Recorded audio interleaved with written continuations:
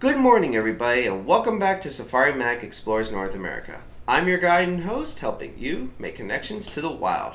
Well, ladies and gentlemen, I'm afraid to say that we're ending our time here in Yellowstone, so we're going to head up to the rivers and waterways of near Mammoth Hot Springs, Fort Yellowstone, and of course, it wouldn't be a trip to Yellowstone if we didn't visit Old Heath Faithful, where we are going to look instead for a special bird that has come to take its place as one of the most beautiful species on the North American continent. The Trumpeter Swan, otherwise known by its Latin name of Cygnus buccinator. Now, if you're new to my channel though, hit that like and subscribe button.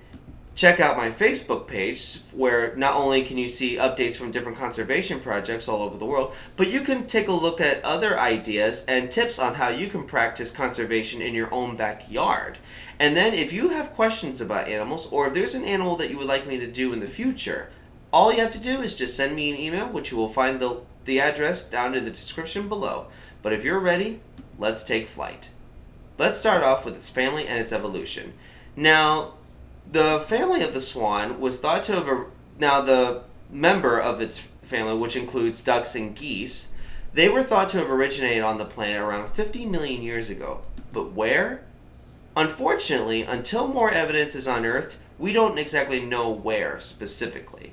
What I can tell you is that millions of years ago, duck-like birds lived alongside the dinosaurs, but unlike the dinosaurs, they would survive by extinction by either diving underwater or hiding in burrows. Now, the swan itself was said to have originated in Eurasia somewhere around 23 million to 5 million years ago. From Eurasia, they would spread far and wide across the northern hemisphere.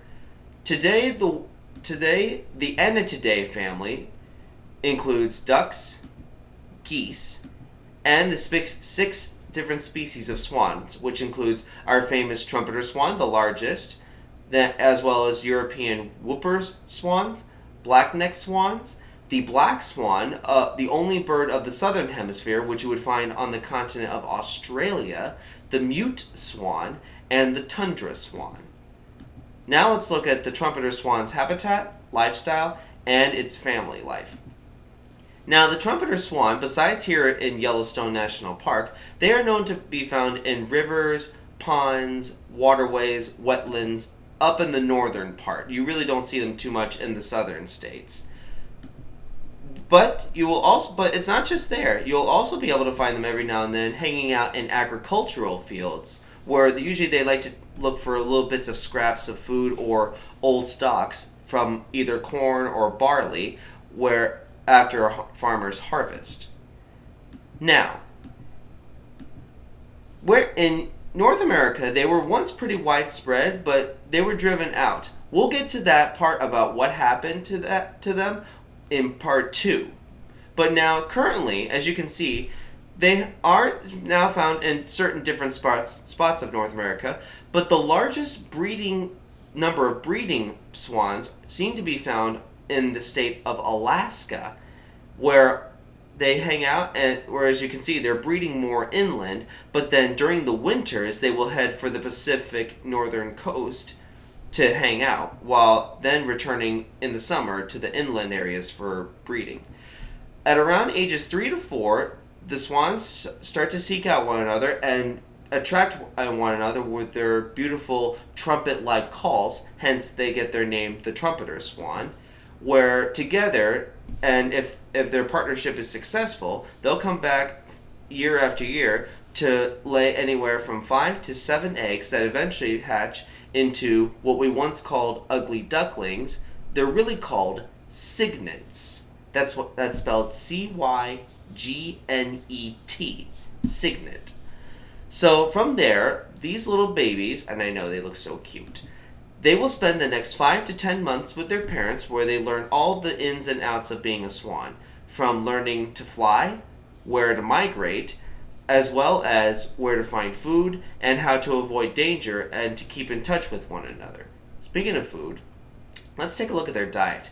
Now, unlike ducks, but very similar to that of geese, swans are herbivorous, feeding mostly on aquatic vegetation as well as regular vegetation on the land, And of course, like I said previously, they are found usually hanging out in the agricultural fields. So if you see them in their fields, don't shoo them away. It's actually very important that they can get to these spots as they may be on migration and they need to fatten themselves up and get rest and eat so that they can continue their journey. Now, for babies, though, it's interesting. They start off with a bit of an omnivorous style. They eat insects, small small fish, fish eggs, and even small crustaceans. But then as they get older into their adulthood, they gradually go into their vegetarian style. So as you can see, as they get older, they're learning to feed from the grasses and other different kinds of vegetation. But now, I would like to finish up this part with just a little special announcement for everybody. And don't forget, they also do like corn and barley every now and then. But now, there are some spots in North America where they're going to tell you not to feed ducks or geese and such, but there are some places that will. If you live in an area that will allow you to feed these birds, do yourself a big favor. Do not bring bread. It really is the worst thing in the world for them. As you can see by this sign, it actually can make them very sickly as they won't be able to absorb any more nutrition if they consistently eat bread. And it also affects their aquatic habitat. The fish get sick and the water can get pretty nasty. So instead, if you are going to feed swans or other waterfowl birds, then just stick to this special kind of diet, which is, as you can see, peas, corns, bird seeds, oats, chopped lettuce. They do love lettuce. Even half-cut grapes seem to be an occasional sweet treat. Now today I'm going to finish off part 1 with their influence in human culture. Unfortunately, I could not find anything in terms of their ties to Native American culture. So instead, I decided I'm going to share with you how they have come to immortalize their place in human history across the world.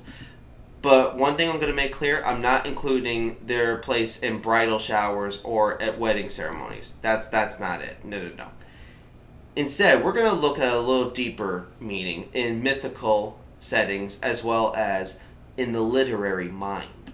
Now, at one point, swans were actually regularly eaten, at least by aristocrats. But we do not like the idea of eating swans. I mean, yeah, we're okay with ducks and geese, but why not swans?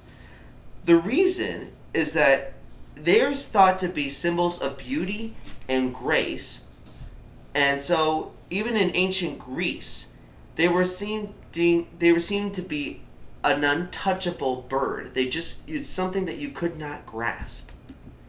And also, speaking of ancient Greece, there's even an ancient mythical story about how Zeus came down, the king of the gods came down from the heavens in the form of a swan and married a Spartan queen that would eventually actually lay an egg and would give birth to Helen of Troy. That's right, the mythical most beautiful woman in that world, the face that launched 1,000 ships. But there's another deeper one that I'd like to share. Have you ever heard of the phrase, the swan song? What this means is that these birds, because they are white, they look so pure and even their call sounds so sad and mournful. People once believed that the swan was singing as they were dying.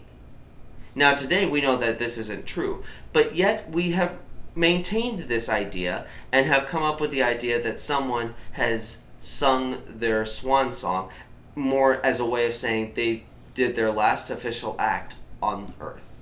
Now, of course, the famous Trumpeter Swan would also achieve its place in history thanks to an author, E.B. White, the same author of Stuart Little and Charlotte's Web. He wrote a book called The Trumpet of the Swan, which tells the story about a trumpeter swan named Louis, who was born completely mute and instead, thanks to his father, acquired a trumpet that allowed him to communicate with others. Ladies and gentlemen, that's all the time I have for today. Now, I would say next week, join me for part 2, but I've actually got a very special surprise for you all. So, I want you all to join me next weekend, but until then, this is Safari Mack. I will see you all out there.